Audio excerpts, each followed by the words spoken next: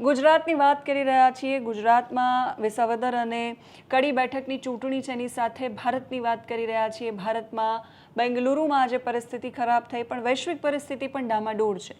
વૈશ્વિક પરિસ્થિતિની ચર્ચા કરવી પણ એટલી જ જરૂરી છે, કેમ કે વૈશ્વિક પરિસ્થિતિઓ હવે ભારતની સાથે કનેક્ટેડ છે. રશિયા અને યુક્રેન વચ્ચે યુદ્ધ ચાલી રહ્યું છે. છેલ્લા 3 વર્ષ કરતાં વધારે સમય થઈ ગયો આ યુદ્ધને. એ બધાની વચ્ચે અમેરિકામાં પણ પરિસ્થિતિ કંઈક અલગ છે, જ્યાં ડોનાલ્ડ ટ્રમ્પ અમેરિકાના રાષ્ટ્રપતિ અને એલન મસ્કની વચ્ચેના સંબંધો વણસી રહ્યા છે. આ બધી જ પરિસ્થિતિઓની વચ્ચે ભારત છે એ ચોથી સૌથી મોટી વૈશ્વિક ઇકોનોમી બનીને આગળ ઉભરી રહ્યું છે, આવી રહ્યું છે. એવા સમયમાં એ સ્વાભાવિક છે કે ભારત સાથે બાકી બધા દેશો છે એ વ્યાપાર કરવા ઈચ્છતા હોય, અને એ જ કેટેગરીમાં આવે છે રશિયા અને અમેરિકા. રશિયા છે એ પોતાનું ફાઇટર જેટ સુખોઈ 57E ભારતને વહેંચવા માંગે છે. એની સાથે સાથે અમેરિકા પણ છે કે જે પોતાનું ફાઇટર જેટ F-35 ભારતને વહેંચવા માંગે છે.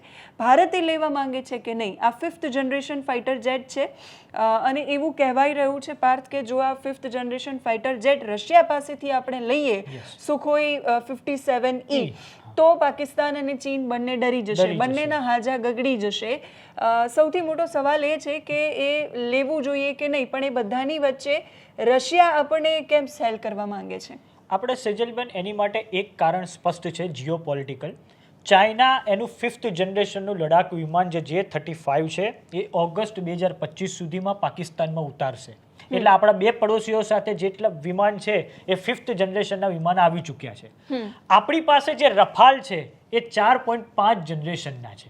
5th જનરેશનના આપણી પાસે કોઈ નથી. અચ્છા, ત્રીજું સૌથી મહત્વનું કારણ સેજલબેન એ છે કે આપણી અત્યારે સેન્કશન સ્ક્વોડ્રન જે એર ફ્લીટ હોવી જોઈએ, એક સ્ક્વોડ્રનમાં આવે છે 18 વિમાન, એ 42 સ્ક્વોડ્રન છે, બરાબર, હોવી જોઈએ. પણ હાલમાં આપણી પાસે છે માત્ર 31 સ્ક્વોડ્રન, અને એમાં પણ MiG-21 ની 2 સ્ક્વોડ્રન તો રિટાયર્ડ થઈ જશે. માટે આપણી પાસે હવે 2025ના વર્ષથી લડાકુ વિમાનની ખૂબ મોટી ઘટ ઊભી થવા જઈ રહી છે. સાથે જ બીજું કહી દઉં કે હમણાં જ AMCA પ્રોગ્રામ ભારત સરકારે એને મંજૂરી આપી દીધી, એડવાન્સ મીડિયમ કોમ્બેટ એરક્રાફ્ટ, કે ભાઈ આપણે પોતે ઘરે જ ભારત પણ પોતાની 5th જનરેશન ફાઇટર જેટનું પ્રોડક્શન ડેવલપમેન્ટ કરી રહ્યું છે. પણ એમાં થશે શું કે પહેલો પ્રોટોટાઇપ આપણને 2029માં મળશે અને પહેલું વિમાન આપણને 2035માં મળી શકે છે. તો આટલા સમય સુધી આપણે 5th જનરેશનના વિમાન માટે પછી કયા દેશ પર આધાર રાખવો એ ખૂબ મોટો ચેલેન્જિંગ પ્રશ્ન છે. માટે ભારત અને જો રશિયા સાથે આવે તો ખૂબ હકારાત્મક દિશામાં પગલું આગળ વધી શકે છે. અને બીજું સૌથી મોટું કારણ એ છે કે જે સુખોઈ 57 વિમાન છે એમાં મેડ ઇન ઇન્ડિયા મિસાઇલો લાગી શકે છે. બીજું એ લોકોનું ઇન્વેસ્ટમેન્ટ આવે આપણા ત્યાં રશિયાની કંપનીઓનું, તો અહીંયા એક રોજગાર તો ઉપલબ્ધ બને જ છે. સાથે જ રશિયા એ ક્રિટિકલ ટેકનોલોજી જે જેટ એન્જિન માટે હોય છે તે પણ આપણને ટ્રાન્સફર કરી શકે છે.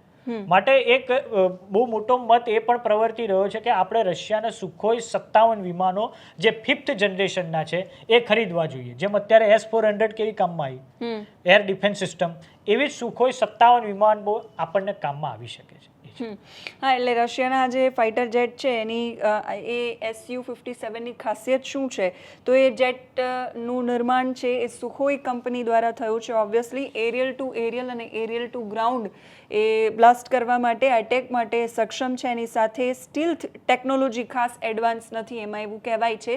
અમેરિકાના F-35ની સરખામણીમાં એમાં સ્ટીલ્થ ટેકનોલોજી ઓછી છે. Su જે સુખોઈ 57E છે એમાં સેટર્નનું AL-41 F1 એન્જિન છે, જે એને 2.5 મેક એટલે કે 2778 કિલોમીટર પ્રતિ કલાકની ઝડપથી એની ઝડપ એને આપે છે. એમાં 12 એમ્યુનિશન પેલોડ્સ પણ આપેલા છે. એના કારણે હાઇપરસોનિક મિસાઇલ્સ અને એરિયલ ટુ એરિયલ અને એરિયલ ટુ ગ્રાઉન્ડ એટેક કરતી મિસાઇલ્સ છે એ પણ એમાં એક સાથે આપણે રાખી શકીએ છીએ. રશિયાનું ફાઇટર જેટ છે ઓછા ફ્યુઅલમાં સુપરસોનિક ગતિએ એ આગળ ઉડી શકે છે, અને ઝડપથી એ ટેક ઓફ વખતે સુપર ક્રૂઝ થવા માટે પણ એ સક્ષમ છે. ગ્રાઉન્ડ સ્ટ્રાઇક મિશન માટે તૈયાર કરાયું છે, એટલે ડોગ ફાઇટ માટે પણ એ વધારે સક્ષમ છે.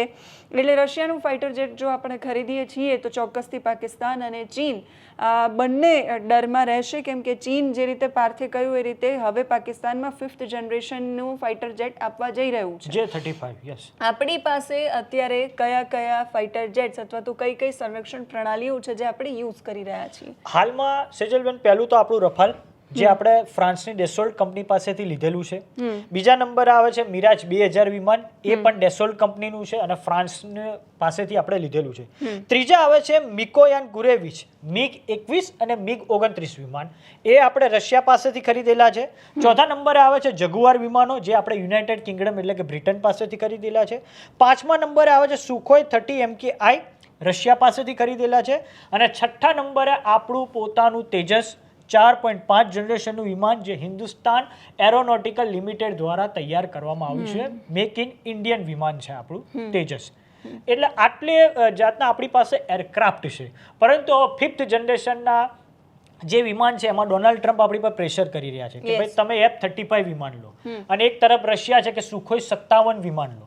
અને હમણાં જ બેંગ્લોરમાં એક જે એરો શો યોજાયો હતો, એમાં બે દેશોના વિમાનોએ શક્તિ પ્રદર્શન કર્યું હતું. F-35 વિમાન હતું અમેરિકાનું, સાથે જ સુખોઈ 57 વિમાન પણ હતા રશિયાના.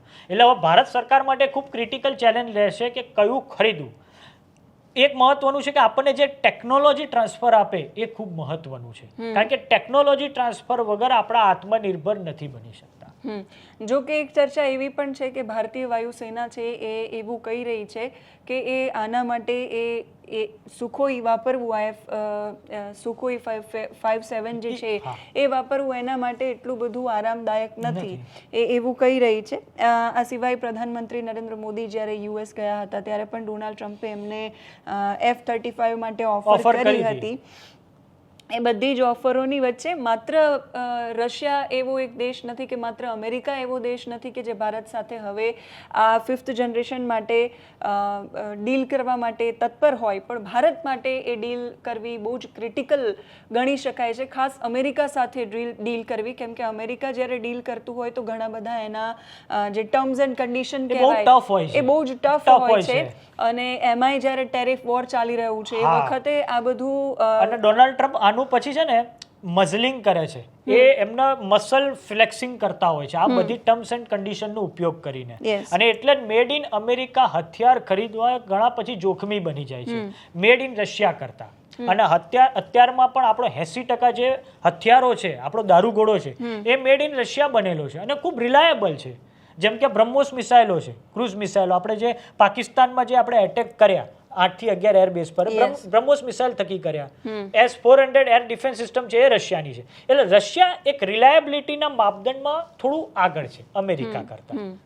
એટલે ભારત અત્યારે આમ પણ પોતાનું એડવાન્સ મીડિયમ કોમ્બેટ એરક્રાફ્ટ છે એ બનાવવા તરફ ફોકસ કરી રહ્યું છે. અને જેમ કહ્યું એમ કે અમેરિકા સાથે જો ડીલ થાય તો એ ડીલ ઘણા બધા નિયમો લઈને આવતી હોય છે અને નિયમો ઘણા બધા કડક હોય છે. રશિયા સાથે ભારતના સંરક્ષણ ક્ષેત્રે સંબંધો બહુ જ સારા રહ્યા છે. હવે ભારતીય વાયુસેનાનું એમાં અલગ સ્ટેન્ડ અને સરકારનું શું કહેવું છે એ આગળના સમયમાં જ્યારે આવશે ત્યારે એના પર પ્રતિક્રિયાઓ જે બધી આવશે તમારા સુધી પહોંચાડીશું. પણ અત્યારે સૌથી મહત્વની વાત એ છે કે જો 5th જનરેશન બાકી બધા દેશો યુઝ કરતા હોય તો ભારત પાસે પણ એવી એક સક્ષમ 5th જનરેશન એરક્રાફ્ટ હોવા જોઈએ કે જે દુશ્મન દેશો પર પોતાનું જે કાબિલિયત છે એ બતાવી શકે અને દુશ્મન સામે લડી શકે. ભારત સરકારનું શું સ્ટેન્ડ છે એ જોવાનું રહેશે. તમે શું માની રહ્યા છો એ કમેન્ટ કરીને કહેજો. અત્યારે આ વિડીયોમાં બસ આટલું જ. નમસ્કાર.